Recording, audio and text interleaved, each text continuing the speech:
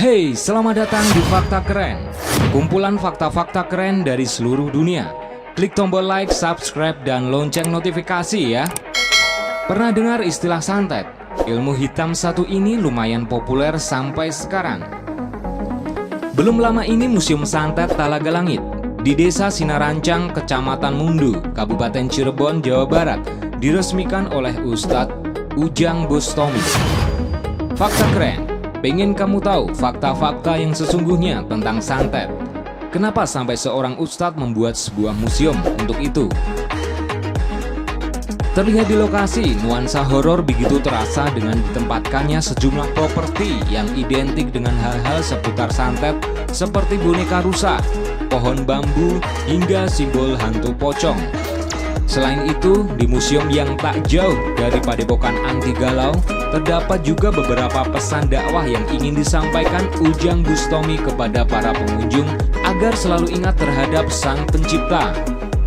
Lewat Museum Dukun Santet ini, saya ingin memberikan pelajaran agar orang-orang senantiasa mengingat Sang Pencipta, Allah Subhanahu wa Ta'ala.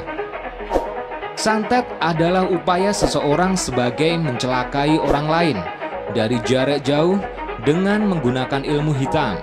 Santet dilakukan menggunakan berbagai jenis media antara lain rambut, foto, boneka, dupa, rupa-rupa kembang, paku, dan lain-lain. Seseorang yang terkena santet hendak mempunyai akibat cacat atau berpulang. Santet sering dilakukan orang yang mempunyai dendam karena sakit hati kepada orang lain. Santet secara umum sering disebut sebagai teluh ilmu hitam. Hal ini sudah dikenal semenjak 100 tahun dahulu, tapi sampai kini misteri itu belum dan sulit diungkap. Sejalan dengan kemajuan 100 tahun, santet berkembang berlaku semakin canggih. Bahkan seperti dalam era digital, santet pun mempunyai yang diklarifikasi sebagai santet kerah putih, melibatkan kalangan atas dengan cara yang modern dan canggih. Santet atau sihir dalam bahasa Arab dinamakan Ainun Sahirah atau sesuatu yang menyilaukan mata, semakin jauh bermakna menakjubkan, atau suatu kemampuan luar biasa yang sulit diterima ikhtiar sehat. Dalam warga Jawa terdapat fenomena teluh braja. Menurut kesaksian dan kisah turun-temurun dari leluhur, teluh braja juga merupakan sinar terang benderang yang melesat amat cepat, atau seperti Ainun Sahirah. Kemunculan teluh braja kebanyakan disusul mewabahnya penyakit. Sekiranya menuju ke rumah tertentu, salah satu penghuninya kebanyakan lalu menderita sakit berat, tak jarang mengakibatkan kematian. Di Jawa mempunyai beberapa jenis tanaman bisa menangkal datangnya teluh braja sehingga tidak memakan korban.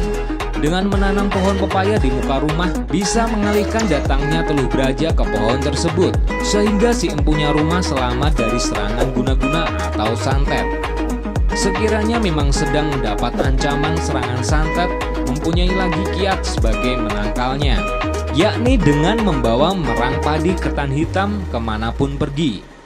Menurut paranormal, marang padi ketan hitam memiliki power positif sebagai menetralisir ilmu santet. Bila seseorang terancam santet, diminta selalu tidur di atas lantai.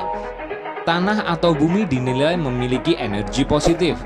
Itulah karenanya tidak mempunyai gendruwo atau lelembut yang berani menginjak bumi. Karena hendak terasa panas, santet kebanyakan memainkan usaha sekitar 50 cm di atas permukaan tanah. Karenanya bila seseorang tidur di atas lantai, tidak mungkin terkena tembakan santet.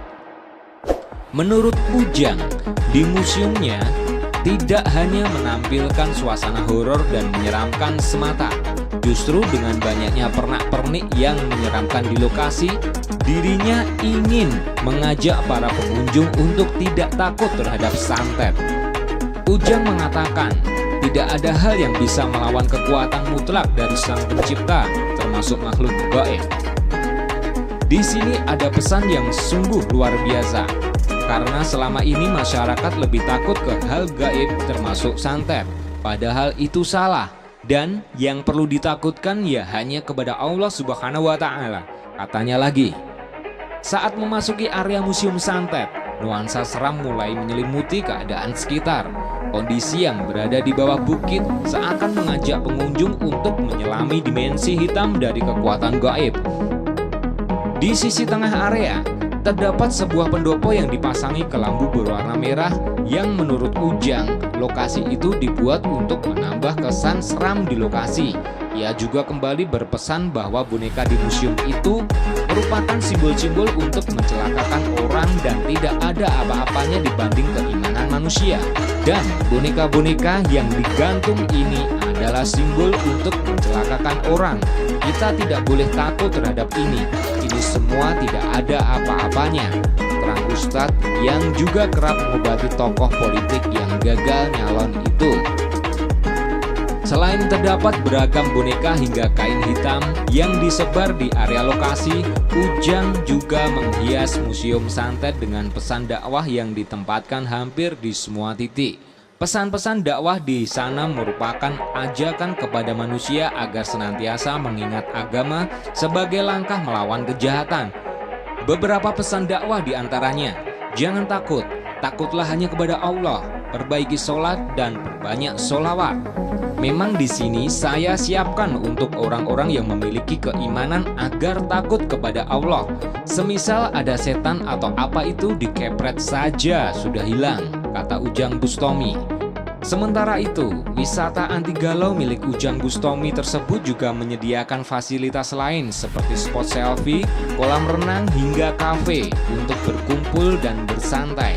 Peresmiannya sendiri turut dilakukan oleh Wakil Gubernur Jawa Barat, Ruzanul Ulum. Itu tadi fakta tentang Santet. Gimana? Cukup membangkitkan sisi penasaran kamu nggak? Share pengalaman kamu tentang santet dan ilmu hitam di kolom komentar ya. Semoga bisa menambah pengetahuan kamu.